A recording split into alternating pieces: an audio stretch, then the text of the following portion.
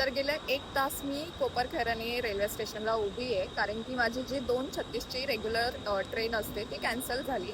तर मला असं वाटलं की आता मला काही ट्रेन मिळत नसते, त्यामुळे मी रिक्षाचा ऑप्शन पकडला आणि मी रिक्षा स्टँडला गेले देखील.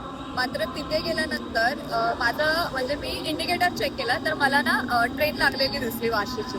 तर माझं असं झालं की ठीक आहे, मी रिक्षातून उतरले, बसलेली रिक्षातून मी उतरले.